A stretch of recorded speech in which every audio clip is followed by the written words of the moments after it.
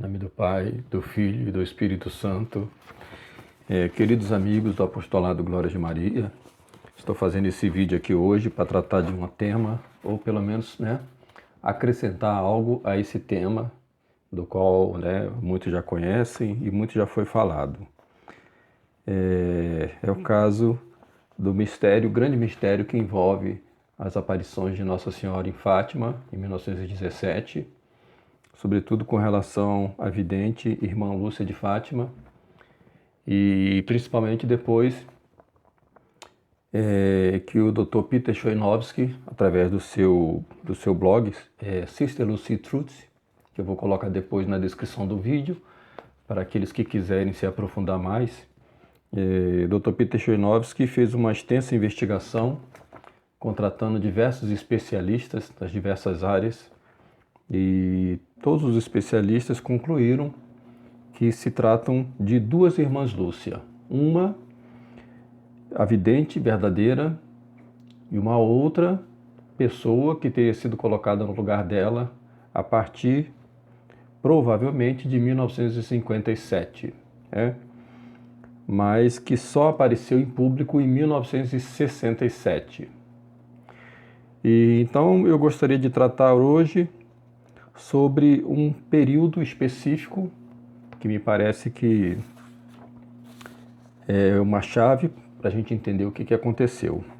Então, algo ocorreu entre 1944 e 1957. Algumas perguntas precisam ser respondidas. E eu não tenho a resposta de todas elas, mas nesta minha exposição eu vou tentar responder algumas. A primeira: por que a irmã Lúcia desobedeceu seus superiores e apelou diretamente ao Papa para se trasladar para um Carmelo? Segunda pergunta: por que Montini, que mais tarde seria o Papa Paulo VI, por que Montini determinou o Carmelo recém-aberto de Coimbra para a irmã Lúcia?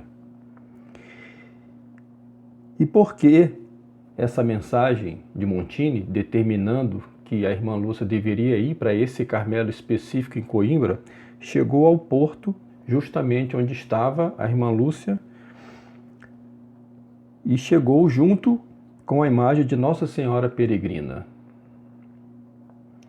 Outra pergunta: por que a pressa em extrair todos os dentes da irmã Lúcia? Outra pergunta: seria mesmo necessário extrair todos os dentes da irmã Lúcia? Outra pergunta: qual era o interesse de José Maria Escrivá de Balaguer em relação à irmã Lúcia? Outra pergunta: por que José Maria Escrivá queria o Opus Dei em Coimbra? Outra pergunta: seria mera coincidência que as irmãs carmelitas descalças do mesmo Carmelo para onde foi a irmã Lúcia fossem cooperadores do Opus Dei? Outra pergunta: o que teria ocorrido com o terceiro segredo de Fátima desde que foi entregue a Dom Manuel Maria, bispo de Gurza, até chegar a Dom José Álvares Correia da Silva, bispo de Leiria? Teria sido rompido o lacre do envelope e depois refeito o lacre, depois de lido ou copiado o seu conteúdo? Bom, para tentar responder essas perguntas, eu vou pedir a atenção de vocês. Eu montei um cronograma, a partir de alguns fatos que aconteceram, e vou usar como referência o livro que foi lançado pelo mesmo Carmelo de Coimbra, Um Caminho sob o Olhar de Maria, uma biografia da irmã Maria Lúcia de Jesus e do Coração Imaculado, Edições Carmelo. Este livro que eu adquiri quando estive pessoalmente em Coimbra fazendo as minhas investigações sobre estes fatos. Então, começarei citando um trecho da obra do Frei Michel de la Trinité. Foi em julho, agosto de 1941 em sua terceira memória, que Irmã Lúcia mencionou pela primeira vez a divisão do segredo de Fátima em 3 partes. Então é o mesmo segredo dividido em 3 partes. Abre aspas. O segredo consta de 3 coisas distintas, 2 das quais vou revelar, escreve ela. A primeira parte revela a visão do inferno e a designação do Imaculado Coração de Maria como derradeiro recurso oferecido por Deus à humanidade para a salvação das almas. Fecha aspas. Continuando, para as salvar, Deus quer estabelecer no mundo a devoção a meu Imaculado Coração. Esta a primeira parte do segredo. A segunda parte revela a profecia de uma milagrosa paz que Deus deseja dar ao mundo através da consagração da Rússia ao Imaculado Coração de Maria e a prática da comunhão reparadora nos primeiros sábados do mês. Nossa Senhora dizendo: se atenderem a meus pedidos, a Rússia se converterá e terão paz. Há também um anúncio de terríveis punições se as pessoas persistirem em não obedecer aos pedidos. Quanto à terceira parte do segredo, em 1941, Irmã Lúcia declarou que ainda não tinha permissão de revelá-la. Então, a terceira parte, em 1941, Irmã Lúcia declarou não tinha permissão ainda para revelar essa terceira parte. Então, é a partir daqui que a gente começa a nossa narrativa, né? Então,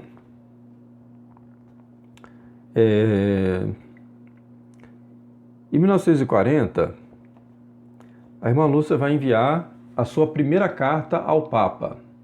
O Papa na época era o Papa Pio XII. E essa primeira carta que ela vai enviar é a carta justamente que pede que seja feita a consagração da Rússia. Uma pergunta pode ser feita também. Por que essa demora em enviar essa carta ao Papa, já que Nossa Senhora tinha aparecido a Lúcia, na época era Irmã Doroteia, em Tui, né? Era a Irmã Dores. Nossa Senhora tinha aparecido para ela em 1929, desejando que fosse já, naquele momento, feita a consagração da Rússia. No entanto, né, esta carta só vai ser enviada em 1940. Então, vamos ler aqui no livro, né, o que diz essa carta.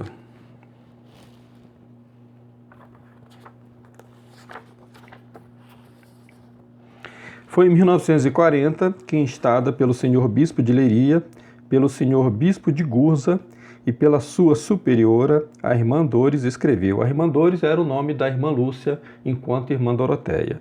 Então, enquanto nós tratarmos dela como Irmã Doroteia, nós chamaremos Irmã Dores, né? Então, a Irmã Dores escreveu a primeira carta ao Santo Padre Pio XII, pedindo a consagração da Rússia ao Imaculado Coração de Maria. Muito mal já estava feito, mas se fosse satisfeito este pedido, evitar-se-ia muito mais.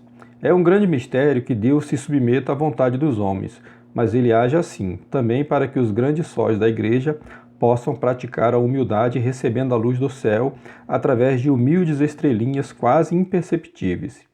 E estas pobres criaturas escolhidas para transmitir essas mensagens também têm que se revestir de profunda humildade para se atreverem a comunicar os recados do céu. Falava de Deus às criancinhas, e isso era para ela doçura de mel, terno encanto que a transportava aos seus tempos de menina, mas como lhe custava ter de falar aos príncipes da Igreja de Cristo. Mas se esse sacrifício era pedido, era necessário obedecer. Humildemente pediu ajuda para fazer a redação, mais cuidada, e a carta seguiu assim. Então aqui eis a carta que ela escreve ao Santo Padre. Humildemente prostradas aos pés de vossa santidade, venho como última ovelhinha do rebanho, confiada à guarda de vossa santidade, abrir o meu coração filial por ordem do meu diretor espiritual. Sou a única sobrevivente das crianças a quem Nossa Senhora se dignou aparecer na Fátima, Portugal, nos dias 13 de maio a outubro de 1917. A Santíssima Virgem tem me concedido muitas graças, sendo a maior da minha admissão no Instituto da Santa Doroteia. Venho, Santíssimo Padre, renovar um pedido que já foi levado várias vezes junto de Vossa Santidade. O pedido do Santíssimo Padre é de Nosso Senhor e da nossa boa Mãe do Céu.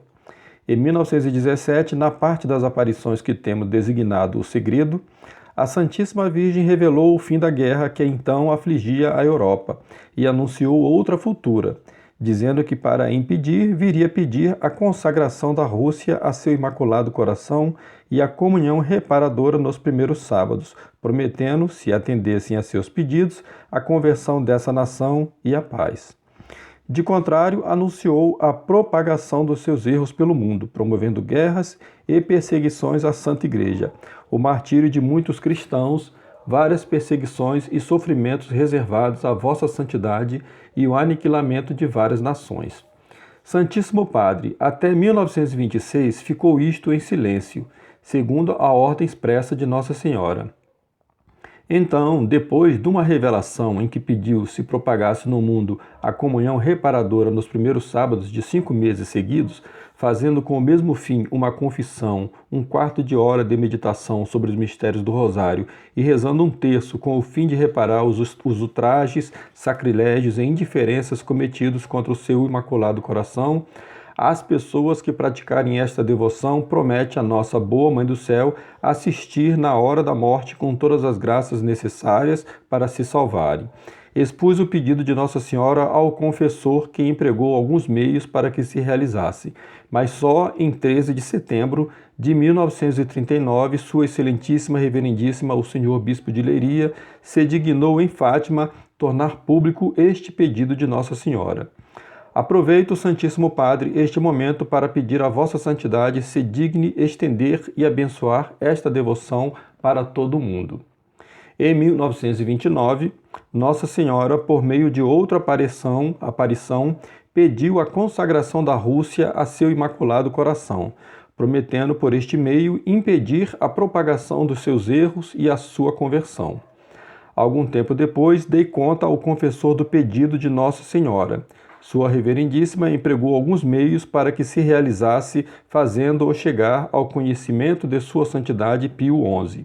Em várias comunicações íntimas, Nosso Senhor não tem deixado de insistir neste pedido, prometendo ultimamente, se Vossa Santidade se digna fazer a consagração do mundo ao Imaculado Coração de Maria, com menção especial pela Rússia, e ordenar que, em união com Vossa Santidade e ao mesmo tempo a façam também todos os bispos do mundo, abreviar os dias de tribulação com que tem determinado punir as nações de seus crimes por meio da guerra, da fome e de várias perseguições à Santa Igreja e à Vossa Santidade.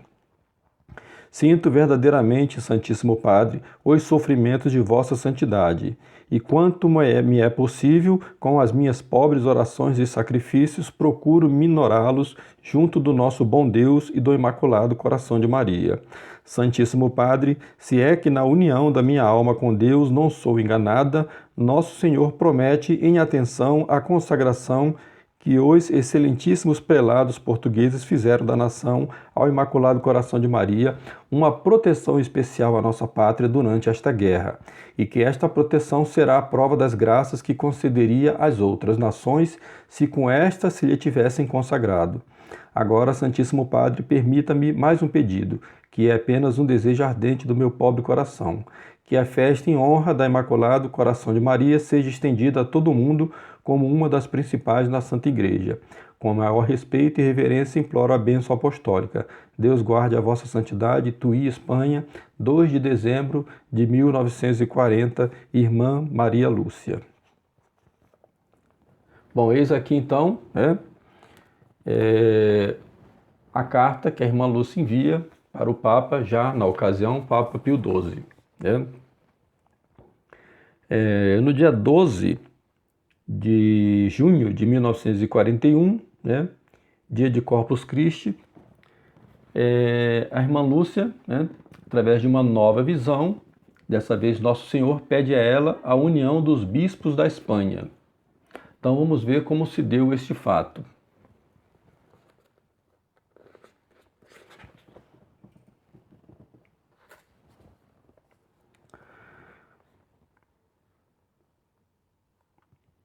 Havia noites nas quais tinha que lutar com o sono. Depois de um dia de trabalho, o corpo muitas vezes também debilitado pela penitência praticada discretamente ou pela fraqueza natural, pedia o descanso com justiça.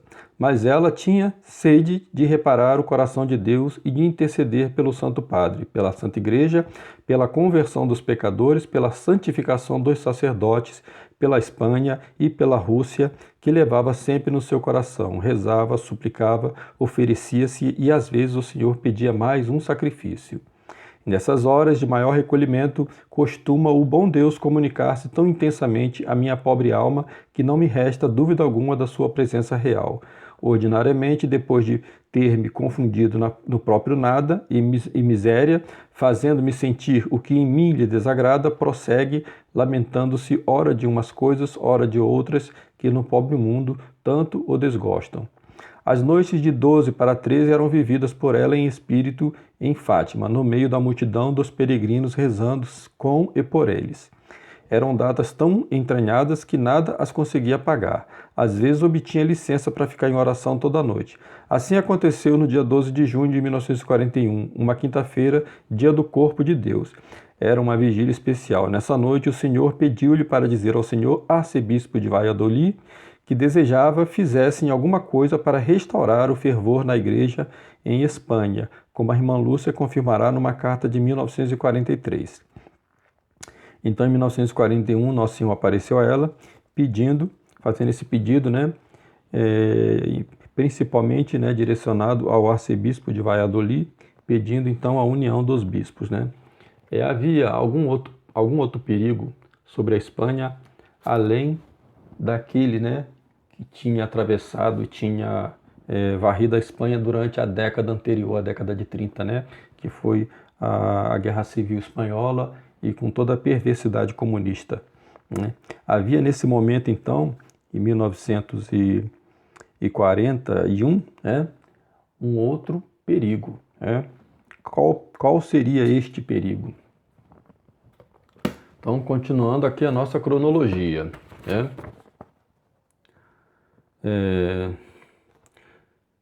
No dia 6 de 1943, uma nova mensagem aos bispos da Espanha. Nessa ocasião, ela recebeu a visita do arcebispo de Valladolid, Dom Antônio Garcia e Garcia. Dom Antônio Garcia Garcia era o diretor espiritual da irmã Dores, a irmã Lúcia, enquanto irmã Doroteia.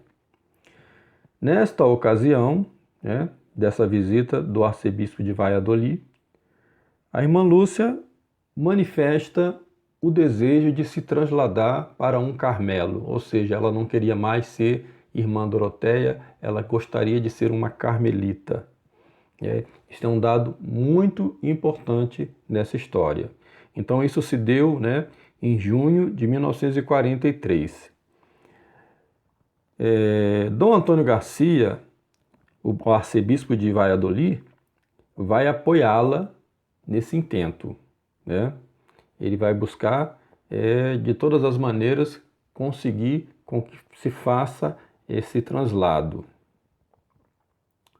Então, nós vamos para o ano de 1944, Então, no dia 3 de janeiro de 1944. O que aconteceu nessa data? O relato dramático do registro e da transmissão dessa importante mensagem começa em 1943. Então é assim nessa data que a irmã Lúcia consegue finalmente escrever a terceira parte do segredo. Nessa época, a irmã Lúcia vivia no convento das Irmãs Doroteias em Tui, Espanha. Em junho de 1943, ela de súbito cai gravemente doente. Este fato alarmou muito o bispo de Leiria, Dom José Correia da Silva. Ele temia que a irmã Lúcia morresse antes de revelar o terceiro segredo, e acreditava que a morte dela privaria a igreja de uma grande graça. O cônego Galamba, amigo e conselheiro do bispo, sugeriu-lhe então uma ideia audaz, que pedisse à irmã Lúcia para escrever sem demora o texto do terceiro segredo, e em seguida colocasse-o no envelope selado para que fosse aberto posteriormente. Atendendo ao pedido, no dia 15 de setembro de 1943, Dom José Corrêa da Silva, né, que era o bispo de Leiria, foi pessoalmente a Tuí, onde estava a irmã Lúcia, né, a irmã Doroteia, pedi-la que escrevesse o segredo, se ela quisesse. A vidente, porém, sem dúvida inspirada pelo Espírito Santo, não se contentou com essa vaga determinação, exigiu do bispo uma ordem formal escrita. Este fato é muito importante. A mensagem final de Nossa Senhora está, bem como seus primeiros pedidos, relacionada a promessas extraordinárias.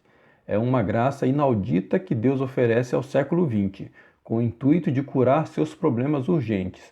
Mas é preciso que os pastores da Igreja tenham a fé e a docilidade necessárias para com os desígnios de Deus, para que sejam instrumentos dessa efusão de graça que Deus deseja deitar sobre o mundo através da terra, mediação de sua Mãe Imaculada. Repetindo, deitar sobre o mundo através da terna mediação de sua Mãe Imaculada. Em 1943, fez-se a vontade de Deus. O bispo de Leiria ordena à vidente a redação do terceiro segredo.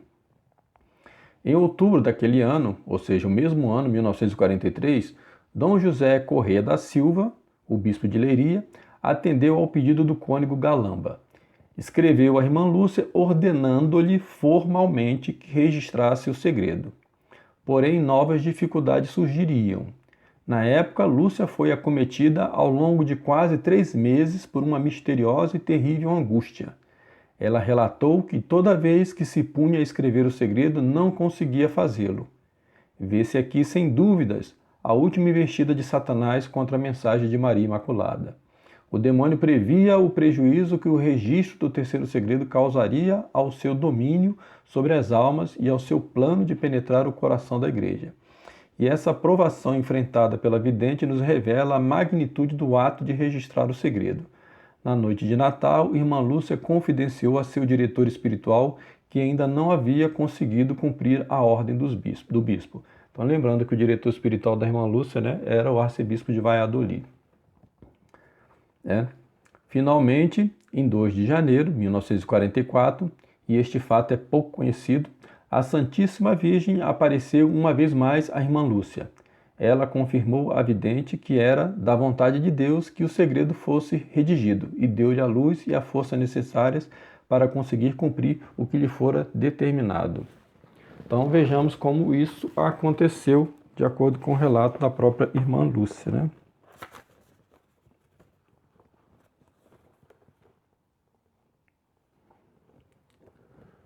Vejamos.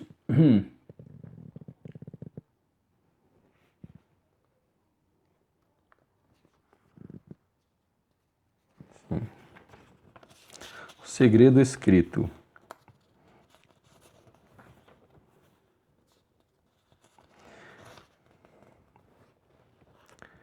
É muito interessante que o bispo de Valladolid, o seu diretor, né, espiritual, ele não a estimulava a escrever, ele a estimulava a ela transladar, né, ou seja, ela mudar de ser uma irmã Doroteia para se tornar uma carmelita, mas ele não a estimulava a escrever o terceiro segredo. Aconselhada por este bispo de Valladolid, no dia 19 de dezembro, escreveu de novo ao senhor Dom José, confessando a sua impotência. Então aí por isso é que ela diz, né, que ela não estava conseguindo escrever o segredo. Mas o bispo de Leiria insiste para que ela escreva o segredo. Então, novamente, ela vai passar por toda essa angústia. E aqui ela diz que no dia 3, né, de janeiro de 1944, aqui a irmã Lúcia dizendo, né, narrando: ajoelhei-me junto da cama, que por vezes me serve de mesa para escrever, e de novo fiz a experiência sem nada conseguir. O que mais me impressionava era que, no mesmo momento, escrevia sem dificuldade qualquer outra coisa. Pedi então a Nossa Senhora que me fizesse conhecer qual era a vontade de Deus, e dirigi-me para a capela. Eram as 4 horas da tarde, a hora a que costumava ir fazer a visita ao Santíssimo, por ser a hora que ordinariamente está mais só, e não sei porquê, mas gosto de me encontrar a sós com Jesus no sacrário. Aí ajoelhei-me no meio, junto ao degrau da mesa da comunhão, e pedi a Jesus que me fizesse conhecer qual era a sua vontade. Habituada como estava a crer que as ordens dos superiores são a expressão certa da vontade de Deus, não podia crer que esta ou não fosse. E perplexa, meio absorta, sob o peso de uma nuvem escura que parecia pairar sobre mim, com o rosto entre as mãos, esperava sem saber como uma resposta. Senti então que uma mão amiga, carinhosa e maternal me toca no ombro, levanto o olhar e vejo a querida Mãe do Céu. Nossa Senhora disse para ela então: não temas, quis Deus provar a tua obediência, fé e humildade. Está em paz e escreve o que te mandam, não porém o que te é dado entender do seu significado. Depois de escrito, encerra-o no envelope, fecha-o, lacra-o e escreve por fora, que só pode ser aberto em 1960 pelo senhor cardeal patriarca de Lisboa ou pelo senhor bispo de Leiria. Ou seja, não havia a necessidade de ser o Papa a abrir este documento, né? Este documento poderia ser aberto tanto pelo cardeal patriarca de Lisboa como pelo próprio bispo de Leiria. Então, por essa razão é que a irmã Lúcia então consegue escrever o terceiro segredo, né? A terceira parte do segredo. Agora, outro dado importante, né, é com relação ao envelope fechado.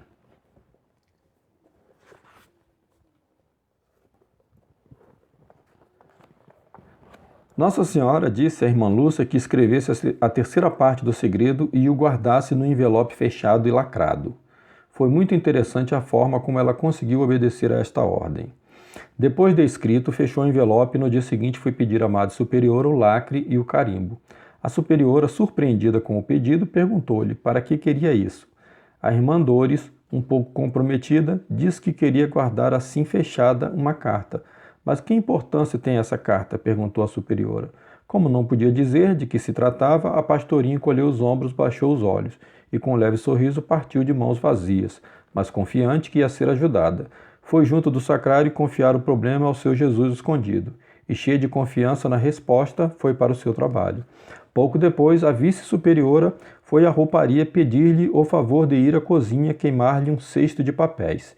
Sempre disponível para prestar serviços a quem lhe os pedia, ainda que estivesse cheia de trabalho e da sua obrigação, a irmã Dores logo deixou o que estava a fazer e dirigiu-se à cozinha para queimar os papéis. Para guardar a confidencialidade do encargo que levava, ela própria os deitou na fogueira para que, na sua presença, ficassem reduzidos a cinza. A resposta estava ali. Ao deitar os papéis no fogo, descobriu no fundo do cesto um pedacito de lacre. Prestem bem atenção, um pequeno pedaço de lacre. Nem lhe parecia verdade. Então, no seu íntimo, exclamou: como és bom, meu Jesus, como és bom. Já tenho aqui a tua resposta. Obrigada, Senhor, obrigada. Fiel ao espírito de pobreza, nem dessa insignificância se quis apropriar sem licença.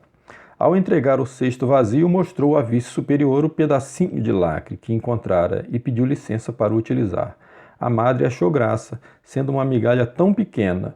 No seu entender, não podia servir para nada, e perguntou para que eu queria. A interpelada respondeu que queria colar um papel, e para isso serviria. Sorrindo, a madre disse-lhe que ficasse com aquela riqueza. E foi com ele que lacrei a carta. Na verdade, o pedacinho era tão pequeno que para o derreter tive que pegar-lhe com os bicos do alicate. Mas bem-aventurados os pobres de espírito, porque deles é o reino dos céus. Renovei o meu voto de pobreza e agradeci ao Senhor ter me dado mais esta ocasião de o praticar. Então observem bem, né?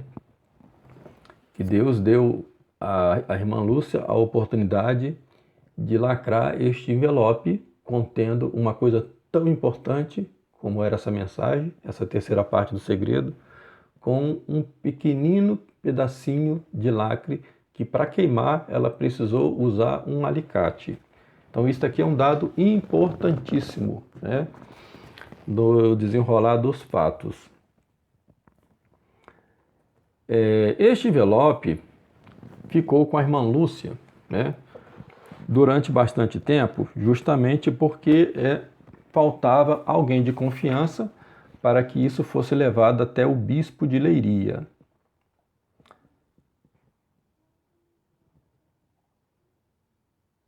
Isso só ocorreu, esse envelope só foi entregue, aqui que é um dado muito importante, né? Esse envelope só foi entregue ao bispo de Leiria quando a irmã Lúcia encontrou aquela pessoa a quem ela confiava, que era Dom Manuel Maria, o bispo de Gurza. Então a irmã Lúcia entregou o envelope para o bispo de Gurza, Dom Manuel Maria, para que ele o levasse até o bispo de Leiria. Isto se deu em junho de 1944. Então ela escreveu o segredo em janeiro, mas só em junho é que foi enviado para o bispo de Leiria. A pergunta que eu faço e que é fundamental nessa nossa investigação aqui é o que aconteceu durante esse traslado, do momento em que ela entrega o envelope selado, né, para Dom Manuel Maria, o bispo de Gurza, desde esse momento até este envelope chegar ao bispo de Leiria, o que aconteceu? Esta é a pergunta que eu faço. E o que eu vou dizer a partir de agora vai se basear exatamente nessa hipótese do que teria acontecido, né, nesse translado. O bispo de Leiria, Dom José Alves Correia da Silva, né, ele não vai abrir o envelope, ele vai deixar o envelope guardado na Nunciatura de Leiria até a data de março de 1957. Em 1957, ele vai ser enviado para a Nunciatura de Portugal. E o bispo de Leiria, Dom José Alves Correia da Silva, morre exatamente neste ano. Ele vai morrer em dezembro de 1957. Então vejamos aqui. Então, narrando aqui o Frei, né, Michel de la Trinité. O primeiro a receber o segredo foi Dom José Correia da Silva, e ele o poderia ter lido de imediato, o bispo de Leiria. Contudo, atemorizado com a responsabilidade que assumiria, não ousou abri-lo, preferiu não o conhecer. Concordou-se então que, se Dom José morresse, o envelope seria confiado ao cardeal Cerejeira, patriarca de Lisboa. Portanto, a falsa tese, muito repetida desde 1960, de que o terceiro segredo estivesse destinado explícita e exclusivamente ao Santo Padre. Eu já disse que não, né? Tanto o bispo de Leiria quanto o patriarca de Lisboa poderiam tê-lo lido. Entretanto, é verdade e fornece inúmeras provas, meu livro aqui, o Frei Michel de la Trinité, dizendo que irmã Lúcia desejava que Pio XII conhecesse o segredo sem demora. Infelizmente, isso não aconteceu. Sabendo que Dom José Correia da Silva, o bispo de Leiria, se recusara a abrir a carta, irmã Lúcia fê-lo prometer nas palavras do cônego Galamba que esta seria definitivamente aberta e lida ao mundo ou por altura da sua morte, da morte da vidente, né, Lúcia de Fátima, ou em 1960, conforme o que sucedesse primeiro. A grande quantidade de testemunhas que relataram essa afirmação nos permite julgar tal fato como absolutamente verídico. Por fim, a promessa de revelar o segredo logo após a morte de irmã Lúcia ou em 1960, sem dúvida corresponde ao pedido da própria Santíssima Virgem. Quando, em 1946, o cônego Bartas perguntou à vidente por que seria necessário esperar até 1960, irmã Lúcia respondeu-lhe na presença de Dom José Correia da Silva, que era o bispo de Leiria. Ela responde da seguinte maneira: porque a Santíssima Virgem assim o quer.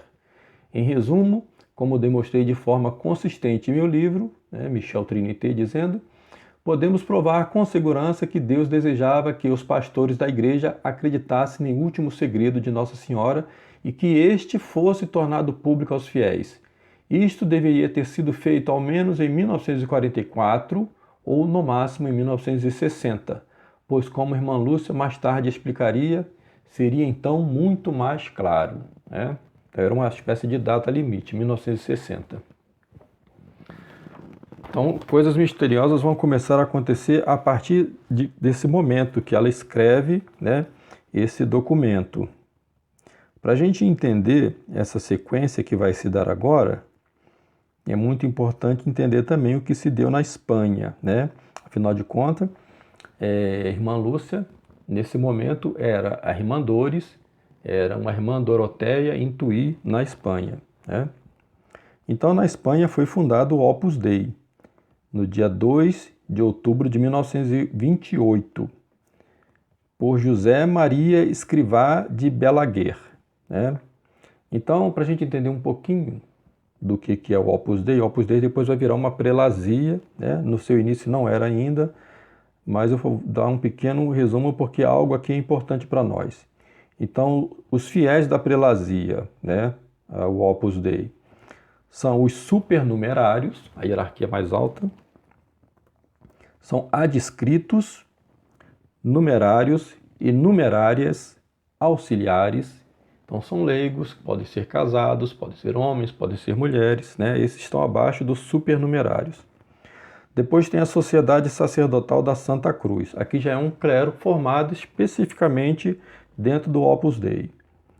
E depois tem os cooperadores. Então chama atenção aqui para os cooperadores. Quem são os cooperadores do Opus Dei? Eles não pertencem à prelazia, mas colaboram com ela de alguma forma. Muito bem.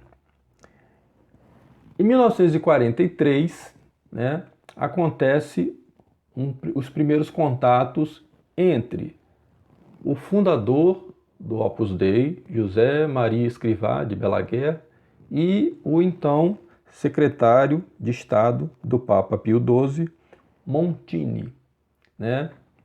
Montini seria mais tarde o Papa Paulo VI. Nós estamos aqui ainda no ano de 1943. Montini ouviu falar de Escrivá, ficou muito empolgado com este homem, né? E passou a ter contatos com ele. O primeiro encontro registrado entre os dois foi em 1946. O primeiro encontro foi em Roma, né? Montini, nessa época, era substituto da Secretaria de Estado. Significava que ele tinha acesso a toda a documentação, toda a correspondência que chegava ao Santo Padre Pio XII. No dia 2, em fevereiro de 1945, Dom José Lopes Ortiz, que era o bispo de Tui, né, onde estava a irmã Dores, a irmã Lúcia, consegue um encontro entre Escrivá e a irmã Lúcia. Então, no próprio blog, né, do Opus Dei, tem aqui a descrição desse encontro. Então, ele é, né, foi beatificado, foi canonizado, então é São José Maria. Conheceu a irmã Lúcia em fevereiro de 1945. Tinha ido a Tui, em Espanha, encontrar-se com o bispo, seu amigo Dom José Lopes Ortiz, que era o bispo de Tui. A irmã Lúcia, vidente de Fátima, encontrava-se então num convento em Tui. O bispo quis que José Maria a conhecesse. A conversa foi providencial, uma vez que a irmã Lúcia pediu insistentemente ao fundador que fosse a Portugal. Ou seja, a irmã Lúcia teria pedido, né, ao fundador do Opus Dei que fosse a Portugal, para poder assim apressar os começos do trabalho do Opus Dei em terras portuguesas. A viagem está nos seus planos apostólicos, mas não naquele momento, entre outras coisas porque não tinha passaporte. Mas isso não foi um obstáculo, pois com um telefonema para Lisboa, a irmã Lúcia obteve para José Maria Escrivá e para os que o acompanhavam a autorização necessária. Assim, a pedido da irmã Lúcia, a viagem que o fundador e Álvaro Del Portillo tinham iniciado no dia 29 de janeiro em Espanha conheceria um imprevisto prolongamento em solo português, né? José Maria Escrivá pensava em estender o Opus Dei, primeiramente, né, para a França, em Paris. Depois ele muda de ideia e decide-se finalmente por Portugal. Então, aqui no blog do Opus Dei diz que isso se deu justamente por causa dessa conversa dele. Foi uma conversa privada com a irmã Lúcia, não há, né, nenhum registro disso, a não ser aquilo que o próprio escrivá disse, né? No dia 5 de fevereiro estiveram no Porto e saudaram o bispo D. Agostinho de Jesus Souza. No dia seguinte foram convidados a almoçar com o bispo de Leiria, a diocese onde Fátima se situa. Visitaram o santuário de Nossa Senhora de Fátima, então quase terminado. Em Ajustrel, Zé Maria Escrivá conheceu várias famílias que participaram nos acontecimentos históricos. Foi fotografado junto da mãe da Jacinta. Em Fátima, o fundador do Opus Dei confiou a Nossa Senhora o futuro trabalho apostólico em Portugal. Visitaria Fátima muitas outras vezes nos anos posteriores para rezar diante de Nossa Senhora. Então, aquela pergunta que eu fiz, né? Qual o interesse que teria, né, o José Maria Escrivá na irmã Lúcia? Sobre essa conversa que José Maria Escrivá teve com a irmã Lúcia, Dom José Lopes Ortiz conta o seguinte: entre outras coisas, disse-lhe mais ou menos: irmã Lúcia, tendo em conta tudo que dizem de si e de mim, se ainda por cima formos para o inferno. O padre contou-me que a irmã Lúcia ficou pensativa e disse com grande simplicidade: é verdade, tem razão. José Maria ficou muito satisfeito ao comprovar a sua humildade. Então, uma conversa estranha, né? Um diálogo bem estranho. Escreveu a Madre Superiora do Convento de Carmelitas Descalço de Coimbra em janeiro de 2001. Então, isso aqui é muito interessante, né? Quando teve, né, as declarações, né, que foram feitas após o anúncio da canonização do beato José Maria Escrivá. Então, procure lá depois no Vatican News, aqui também está no blog do Opus Dei, o que diz a Madre Superiora, né, do Convento das Carmelitas Descalças de Coimbra, exatamente onde a irmã Lúcia foi, para onde a irmã Lúcia foi, né, em 1948, 49. Então, a Madre Superiora disse em 2001, por ocasião, repito novamente aqui, né, por ocasião da canonização do beato José Maria Escrivá, ela diz: como cooperadoras do Opus Dei, desde há várias décadas, queremos manifestar a nossa alegria pela já próxima canonização do beato José Maria. Então, aqui, né, ela confessa que são cooperadoras do Opus Dei desde várias décadas. Bom, isso é um dado muito importante, muito importante. Bom,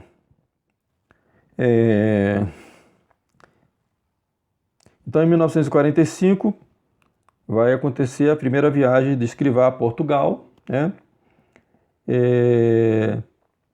Justamente com o objetivo de fazer, né, de instalar Opus Dei em Portugal.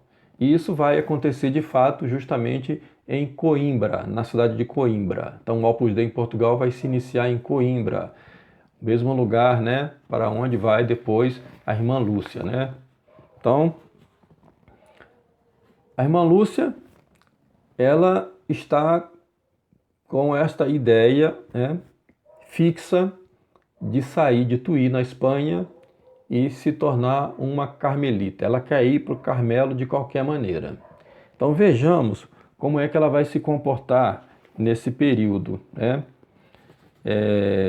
Ela vai fazer uma primeira tentativa em julho de 1946, né? Então vamos ver como é que acontece isso.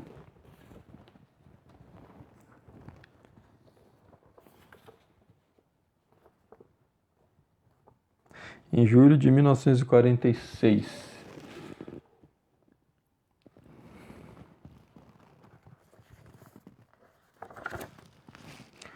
Vejamos. No fim de julho de 1946, recebeu a visita de uma grande amiga, a senhora Dona Olímpia Pereira Coutinho.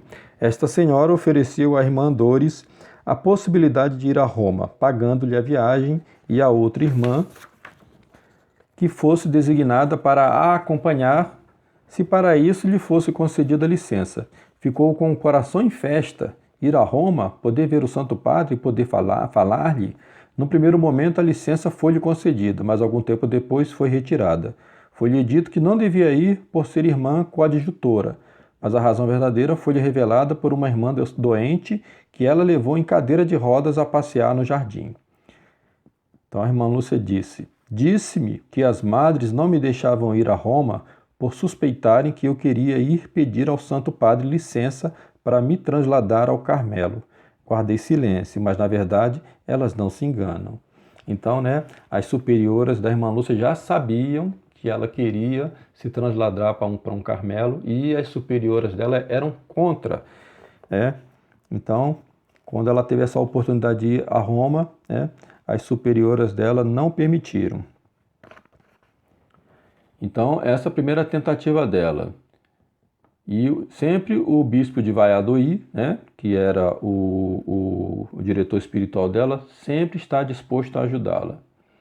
Então, vai haver uma segunda tentativa no dia 6 de fevereiro de 1947.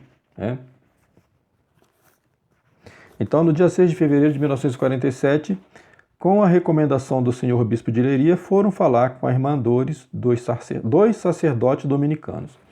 Então, naquela ocasião, estavam terminando de construir o Santuário de Fátima, e um desses sacerdotes dominicanos, ele era escultor. Então, ele queria saber mais ou menos a descrição de Nossa Senhora para ele poder fazer a imagem que ficaria lá, no topo da igreja, do Santuário de Fátima. Então, ele teve a permissão de falar com a irmã Lúcia, a irmã Dores. Então, foram dois sacerdotes. Um deles, que era o escultor, era o padre MacGlinnon. MacGlinnon, que desejava as indicações precisas para fazer uma imagem do Coração Imaculado de Maria. Durante 3 dias, a irmã Dores, na companhia de alguma madre, deu as indicações para fazerem a maquete, que serviria de modelo para a imagem. Como surgissem alguns assuntos a que deviam acudir, as madres designadas para a acompanharem deixaram-na só por alguns espaços de tempo. Numa dessas ocasiões, o padre MacGlinnon disse que seguiria para Roma e ia ter uma audiência com o Santo Padre.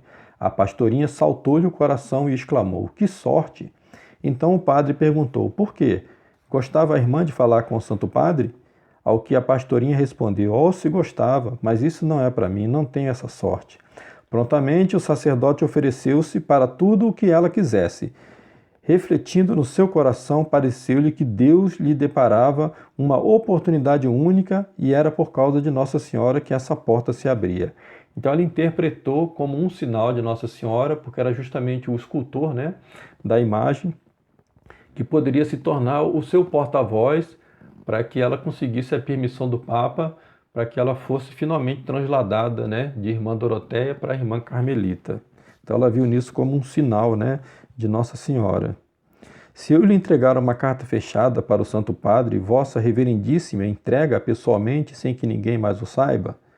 Tendo recebido resposta afirmativa, com garantia de confidencialidade absoluta, a irmã Lúcia saiu e foi à capela para rezar. Era sempre junto do sacrário que recebia a luz necessária para os momentos decisivos. Deixamo-la descrever esse momento. "Retirei-me e fui à capela da aula externa, onde o Senhor se encontrava, mas só ajoelhei-me pertinho do sacrário, pedindo luz ao Senhor. Será este o caminho por onde quereis que vá? A porta aberta por onde devo entrar? Se intento arranjar as coisas por meio dos superiores, nunca o conseguirei. Se o Santo Padre me disser que sim, ninguém se atreverá a dizer que não. Se o Santo Padre me disser que não, é porque é essa a vontade de Deus. Não pensarei mais em tal coisa. Se o Santo Padre me não fizer caso e me não responder, que será talvez o mais certo, tentarei então arranjar as coisas por meio dos superiores." Mas ela estava resoluta, Então ela pensou: como meus superiores não permitem, se o Santo Padre permitir, os meus superiores vão ter que aceitar. Se o Papa não fizer caso, então eu vou continuar insistindo com os superiores. Bom,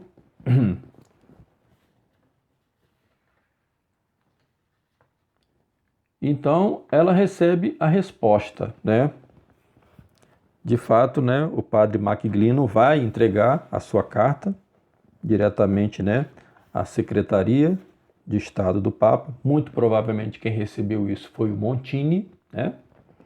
Montini recebeu, né? Ele era responsável por isso e vai dar uma resposta positiva, porque, né, nós já veremos que havia um interesse tanto de José Maria Escrivá quanto de Montini, que eram amigos íntimos já nessa ocasião, né, de fazer o Opus Dei em Portugal, em Coimbra, né, e que fosse necessário transladar a irmã Lúcia para lá, né, para Coimbra.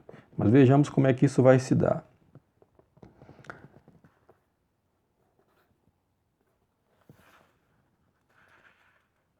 Passado 2 dias, fui chamada ao Paço Episcopal do Porto e fui acompanhada pela Madre Provincial. O senhor Bispo primeiro falou com a Madre e em seguida falou a sós com a irmã Dores, a qual notificou que tinha recebido do Santo Padre uma carta em resposta a que ela tinha escrito a Sua Santidade, ordenando que lhe facilitasse a entrada num Carmelo.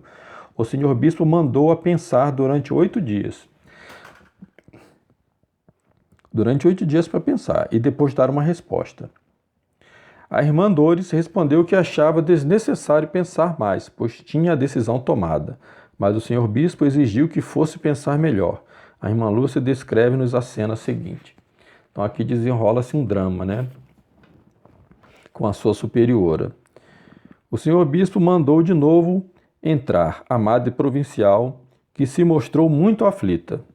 Sua Excelentíssima procurou animá-la e encarar as coisas como sinal da vontade de Deus, disposta a aceitar generosamente qualquer que fosse o remate. O senhor bispo deu-nos a bênção e, beijando o sagrado anel, despedimo-nos. No carro, até a casa, a Madre Provincial chorou todo o tempo.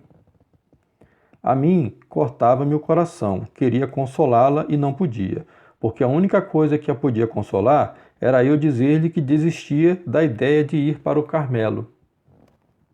E isso eu não o podia dizer, porque sentia que era outra a vontade de Deus. Seria a vontade de Deus ou seria a vontade dela? Né?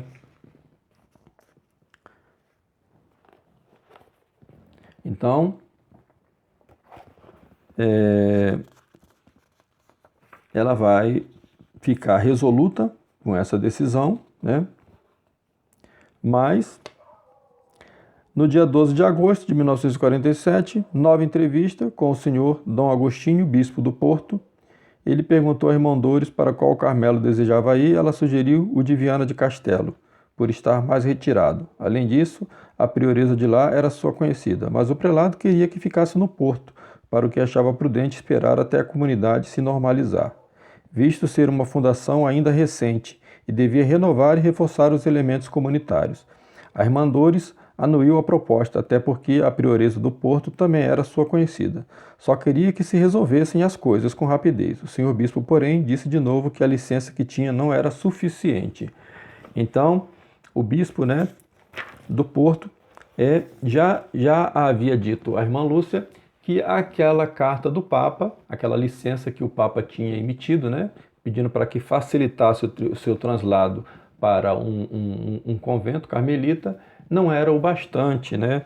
Precisava de outros documentos, de outras autorizações, né? Então ela ficou bastante frustrada, né? Esta afirmação da carta do Santo Padre não ser válida para a sua transferência para o Carmelo foi uma enorme interrogação para a irmã Dores. Chega a duvidar e pede novamente um sinal que a orienta no meio desta noite. Então, novamente, ela vai pedir um sinal. Ela vai se dirigir ao sacrário pedindo luz e força. Sei, ó meu bom Jesus, que não devemos abusar da tua bondade, pedindo sinais. Mas não me leves a mal, que nas circunstâncias em que me encontro te peço um. Sabeis como a Madre Provincial tem proibido que me mandem falar a pessoa alguma de fora. Pois bem, se até o dia 15, festa da Assunção da nossa querida Mãe do Céu, cá vier um sacerdote carmelita e me mandarem falar-lhe, terei isso como um sinal certo de que vós quereis que vá para o Carmelo. Se isto se não der, então não sei. Talvez por condescendência com as minhas superiores desista, não sei. Dai-me luz e força. Ela continuava resoluta pedindo um sinal do céu, né? Para que ela pudesse ir para um Carmelo. Ela dizia que fazia esta opção pelo Carmelo porque a vida dela estava se tornando insuportável devido, né, às visitas constantes, né, de pessoas que conseguiam, através de amigos, uma maneira de conversar com ela e fazer perguntas sobre as aparições, né, e sobre tudo o que envolvia, né, Fátima. Então, ela preferia ficar num lugar mais isolado, né? Ela preferia, né, ficar sob a proteção dos muros. Bom, como ela não conseguia essa permissão nunca vinha, né? Já tinha vindo do Papa, mas não era bastante. Precisava de outras congregações também para que ela pudesse se trasladar para o Carmelo. Então ela resolve escrever pessoalmente para o Papa. Então ela faz uma carta para o Papa, né? E pede para que se leve ao correio essa carta. E aí, né, vai acontecer o seguinte fato, né? Então essa seria agora, né, a terceira tentativa dela.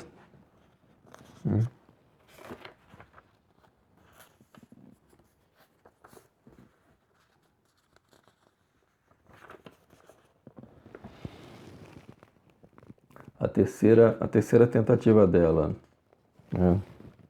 Então, era o fim de outubro de 1947. Em janeiro do ano seguinte, durante a visita canônica à comunidade, falou novamente com o senhor bispo do Porto, que lhe disse mais uma vez que era preciso esperar e que ainda não tinha entregue à prioresa do Carmelo a carta que em outubro tinha mandado escrever à irmã Dores pedindo a sua admissão no mosteiro. Ancorada na oração, onde ia aurir força para se manter serena no meio da tempestade, continuava sua vida normal, cumprindo os seus deveres como se nada se passasse, e atenta a quem a seu lado precisasse de ajuda. Um dia, durante o recreio, viu que uma postulante estava muito chorosa, pois desejava ficar no instituto. Mas, estando de saúde muito débil, via como certo que a iriam despedir. A irmã Lúcia aproximou-se dela e consolou-a, exortando-a à confiança. Depois convidou-a a fazer com ela uma novena à Nossa Senhora, combinando ficarem para isso as duas na capela no fim de visita ao Santíssimo Sacramento. Uma irmã que presenciou a cena foi muito admirada e edificada, dizer a superiora que, afinal, a irmã Dores até gostava do instituto, pois se oferecera para ajudar a postulante e pedir a graça da perseverança, e a postulante recobrou a saúde e perseverou. Como a atividade do Colégio do Sardão fizeram aí uma exposição que durou alguns dias, houve muito movimento e, por isso, mais trabalho, como é habitual. Quando chegam visitas para hospedar e as dependências não são bastantes, quem é da casa cede o lugar a quem vem de fora. Assim aconteceu que a irmã Dores foi também solicitada a ceder o seu quarto. Acomodou-se num quartito onde costumavam arrumar os caixotes do lixo e as vassouras. Esse quarto tinha uma janela em forma de alçapão que abria para o telhado, e como raramente usavam essa janela, estava difícil de fechar. Aconteceu que numa dessas noites houve tempestade, fazia corrente de ar e entrou chuva. Ela chegou-se para um canto para estar mais abrigada, mas contraiu uma forte gripe, com muita febre e rouquidão, ao mesmo tempo com a garganta inflamada. Começou a ter também fortes dores de dentes. Então isso aqui também é um fato importantíssimo, né? Então, quando baixou a temperatura, foi ao dentista. A sentença do Dr. Alcino Magalhães foi fatal. Então, o Dr. Alcino Magalhães, o dentista, disse: tinha que extrair os dentes todos. Ou seja, tinha que retirar todos os dentes dela e pôr uma prótese. O médico oferecia-se para lhe fazer todo o tratamento gratuito. E logo lhe tirou 2 dentes. Voltaria 3 dias depois para continuar a limpar a boca. Então observa aqui, né? Primeira pergunta, né? Por que extrair todos os dentes? Seria mesmo necessário extrair todos os dentes? E por que a pressa, né, de tirar esses dentes logo imediatamente? Né? Nós já vamos ver por quê. No dia 29 de fevereiro de 1948, chegava a Leixões a imagem de Nossa Senhora de Fátima Peregrina. Então havia feito uma jornada com a imagem de Nossa Senhora, chamada Nossa Senhora de Fátima Peregrina, que ficou, né, pelo mundo, E agora ela chegava justamente onde estava a irmã Lúcia. A irmã Lúcia, nesse momento, estava no porto, né? Essa ida da irmã Lúcia para o porto também foi misteriosa, né? Ela foi convocada para ir ao porto, né? De maneira assim inesperada, e ela teve que ir. Então tudo isso vai se dar no porto, né? Essa remoção dos dentes dela, né? Tudo isso vai se dar depois aí, né? Então, o senhor Dom José Alves Corrêa da Silva deslocou-se ao porto para esperar. Passou pelo Sardão para falar com a pupila, que na última vez tinha deixado magoada. Informou-se se continuava a pensar o mesmo e, perante a resposta afirmativa e que já tinha escrito para a prioresa do porto, disse-lhe que se fosse era para o Carmelo de Fátima. Com humildade, mas com firmeza, a irmã Dores respondeu: Senhor Bispo, eu nunca pensei ir para Fátima, e menos desde que Vossa Excelentíssima me disse na última visita que lá não me admitia. Ah, bem, isso não quer dizer nada. Se for, é para lá. Então, aqui o bispo, né, de Leiria, né, que já estava no porto para receber a imagem de Nossa Senhora Peregrina, encontrou a irmã Lúcia lá e já cogitava a possibilidade dela ir para o Carmelo, mas que seria então para o Carmelo de Fátima. Ela não queria, ela preferia ir para o Carmelo de Viana do Castelo, né? Isso não sei, Dom Agostinho, quer que eu fique aqui no Carmelo do Porto, e a mim também me parece melhor. Ou o Carmelo do Porto, onde ela estava nesse momento. O senhor bispo despediu-se, dizendo que ia encontrar-se com Dom Agostinho e resolviam. Perguntou-lhe ainda se tinha dote. Ela contava com a herança dos pais, que poderia vender ou conservar, e deixava isso à decisão dos superiores. Nessa época, era pedido um dote às candidatas, embora não fosse uma questão rígida. Havia benfeitores que destinavam donativos para alguma candidata que não pudesse ter um dote. Hoje não se exige dote a ninguém. No dia 5 de março, ao chegar de extrair mais 2 dentes, já tinha tirado mais 2 dentes, foi informada que fora chamada ao paço episcopal. Saiu imediatamente e desta vez o senhor bispo não estava contente com ela. Deixemos que a irmã Lúcia nos conte como foi o encontro. Apenas lá cheguei, o senhor bispo recebeu-me na sala e disse-me: é para lhe ralhar. Então foi escrever outra vez para Roma? Escrevi sim, porque Vossa Excelentíssima dizia que era preciso outra licença que nunca mais cá chegava. Está bem, foi Nossa Senhora que na sua passagem pelo porto lhe trouxe a resposta. Escreveu Monsenhor Montini, preste atenção, Monsenhor Montini, a dizer que o Santo Padre manda que lhe facilite o traslado para o Carmelo. Não para o Carmelo do Porto, como eu desejava, nem para o de Fátima, como queria o senhor bispo de Leiria. Vai para o Carmelo de Coimbra. Então, quem determinou que ela fosse para o Carmelo de Coimbra foi Montini, né? E, novamente, né, ela interpretou como uma resposta de Nossa Senhora, né, porque foi justamente, né, com a comitiva que trazia a imagem de Nossa Senhora Peregrina que veio a resposta de Montini. Ora, pode-se pensar também que Montini sabia, né, que a irmã Lúcia, se essa resposta viesse com a imagem peregrina, para ela, né, seria uma confirmação da vontade de Deus, né? Foi da maneira como ela interpretou. Bom, então nós estamos aqui no ponto em que estão, né, extraindo os dentes da irmã Lúcia e o ponto da transladação dela para o Carmelo de Coimbra, né?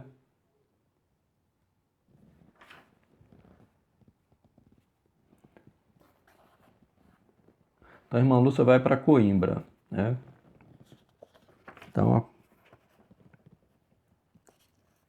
Então aqui um fato muito interessante, né? Regressando do dentista, recebeu a notícia de que a sua entrada no Carmelo de Coimbra estava marcada para o dia 25, quinta-feira santa. Esta notícia deixou-a aterrada. Assim tão rápido? Assim a meio do tratamento da boca? Por se tratar de quem era e para a proteger, os senhores bispos trataram tudo com o Carmelo sem que a candidata conhecesse a comunidade que a recebia e sem que a comunidade conhecesse a candidata, o que é raríssimo acontecer. E se isso acontece, há pelo menos troca de correspondência. Com a irmã Lúcia, nem isso se fez.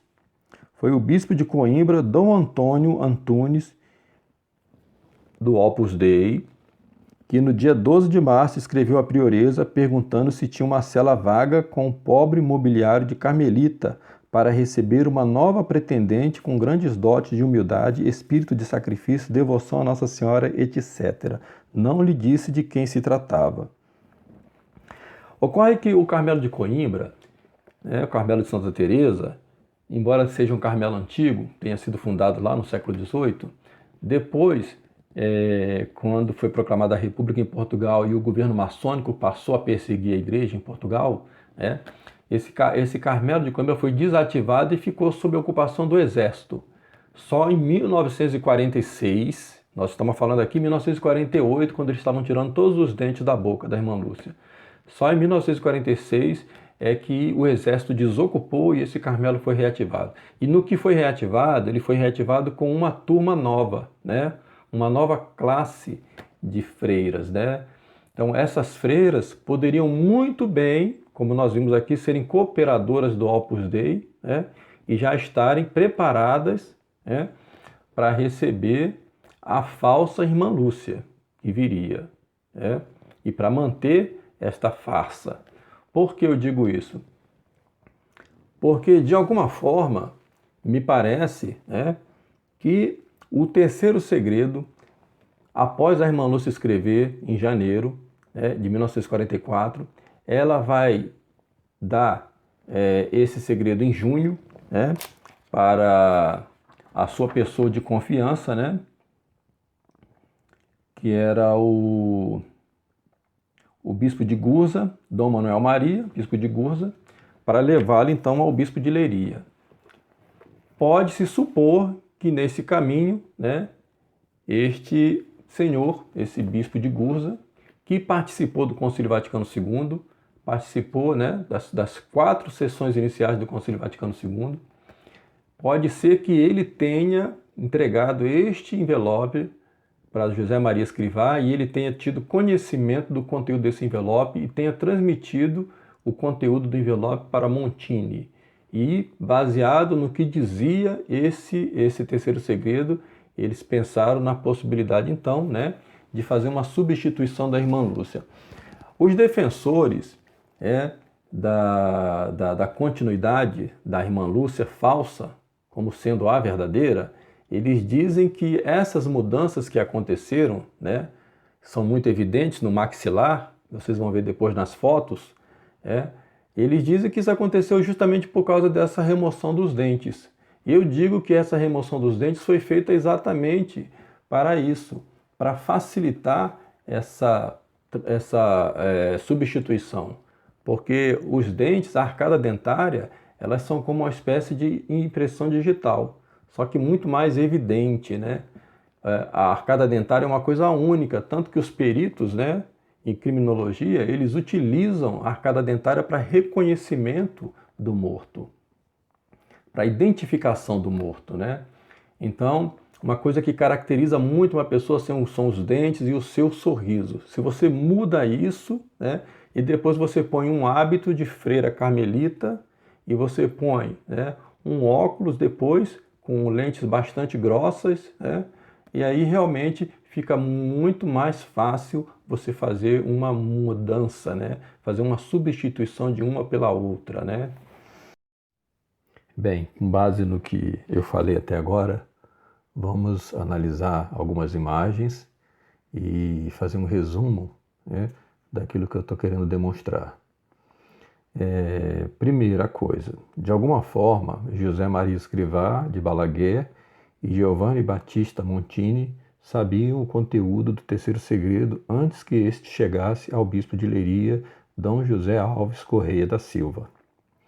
Segundo ponto, muito possivelmente isso se deu através do portador da mensagem, o bispo de Gurza, Dom Manuel Maria Ferreira da Silva.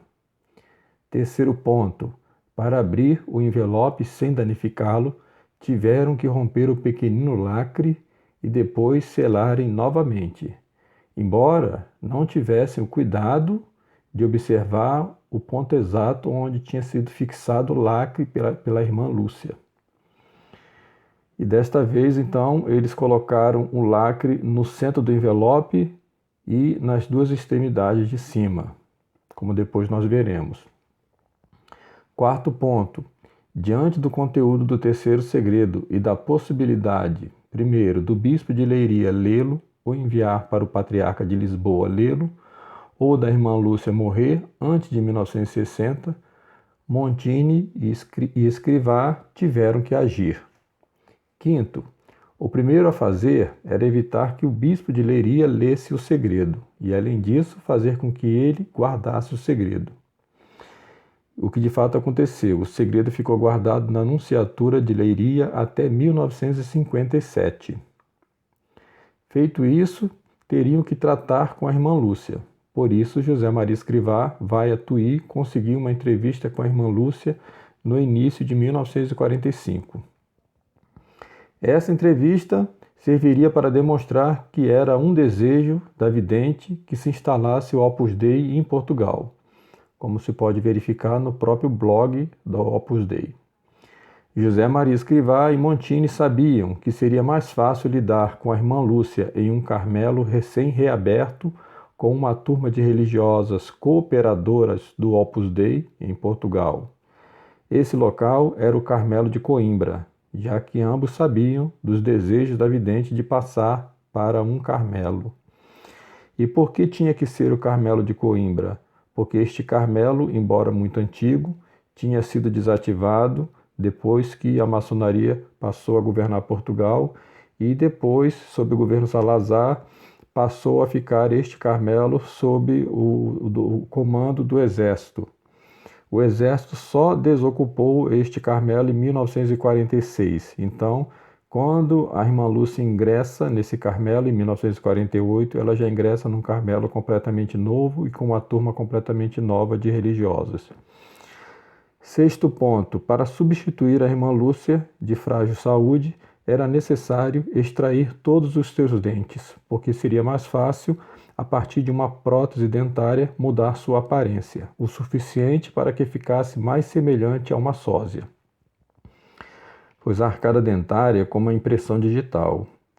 O restante seria disfarçado pelo hábito e pelos óculos espessos. Sétimo ponto, fotografar a irmã Lúcia sem dentes e depois com a prótese dentária, já no Carmelo de Coimbra. E a partir daí mantê-la em silêncio e escondida, sem comunicação externa e sem mais fotos ou filmes. De fato, as últimas imagens que nós temos da verdadeira irmã Lúcia são estas que nós estamos vendo. No início de 1957, o segredo foi enviado finalmente para o Vaticano.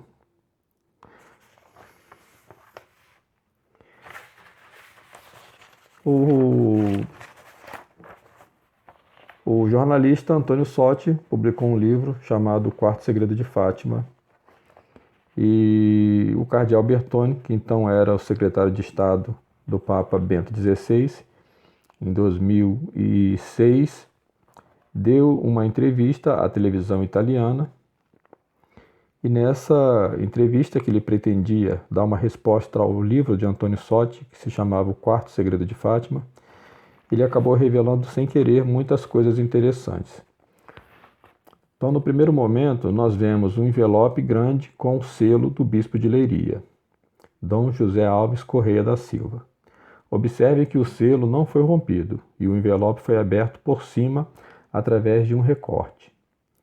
Esse foi o envelope através do qual o bispo de Leiria enviou o segredo em março de 1957 para a Nunciatura de Portugal.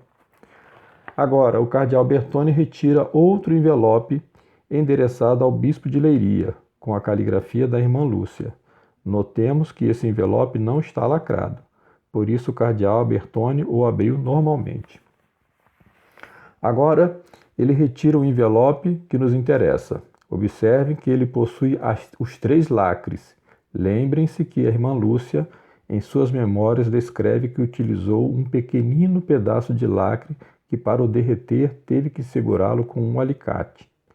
O cardeal Bertone demonstra a caligrafia da irmã Lúcia e a ordem expressa de Nossa Senhora para abri-lo e revelá-lo ao mundo em 1960 pelo bispo de Leiria ou pelo patriarca de Lisboa, e não necessariamente o Papa.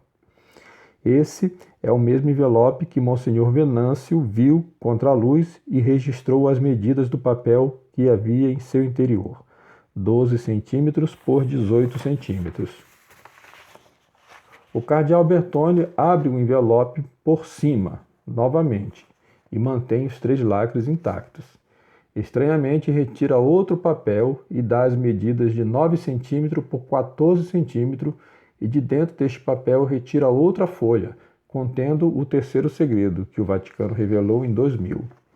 Antônio Sotti afirmou que nos envelopes mostrados por Bertone faltava uma frase de João 23, que Monsenhor Capovilla, que era o secretário de João 23, na ocasião em que ele leu o segredo, em 2 entrevistas, primeiro a Horácio La Rocca, na República, de 26/6/2000, e depois a Marco Tossati, no livro O Segredo Não Revelado.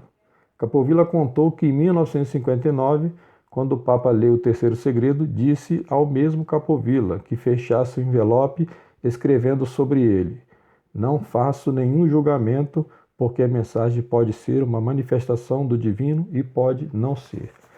Esta frase não se encontra em nenhum dos envelopes demonstrado pelo cardeal Bertone.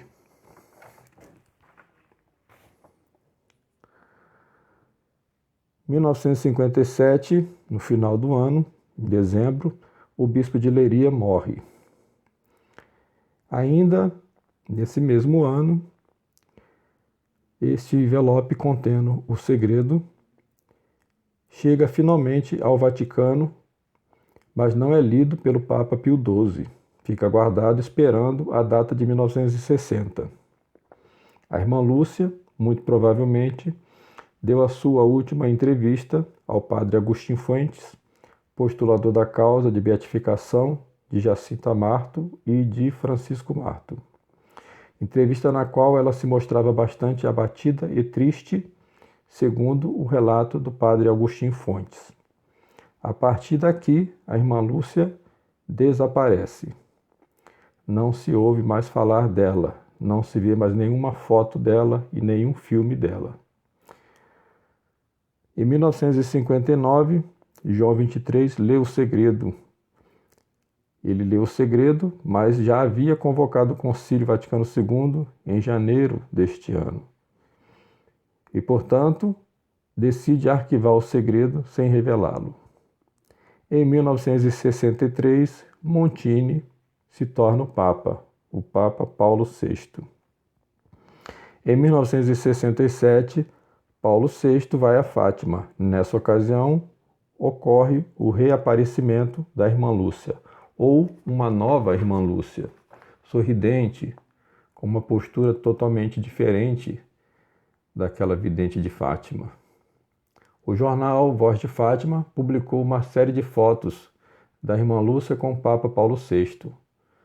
O Dr. Peter Chojnowski, no blog Sister Lucy Truth, comprovou que essas fotos publicadas pelo jornal Voz de Fátima eram fotos falsificadas. Elas foram manipuladas, eram montagens, como podemos ver agora nessas imagens. A partir de 1967, essa provável falsa irmã Lúcia passou a defender todas as mudanças ocorridas na Igreja após o Concílio Vaticano II. Não é impossível que tenha ocorrido uma substituição da vidente de Fátima por uma impostora. Quem era essa impostora? Não sabemos. Porém, casos de pessoas que assumiram outras identidades não é raro na história. De fato, há pessoas que passam a acreditar que são outra pessoa. Esse foi o caso, por exemplo, de Anna Anderson, que viveu muito tempo pensando ser a princesa Anastácia Romanov. E o que teria acontecido com a verdadeira irmã Lúcia? Não tenho essa resposta, mas confio no bom Deus e na sua justiça. Do Pai, do Filho e do Espírito Santo. Amém.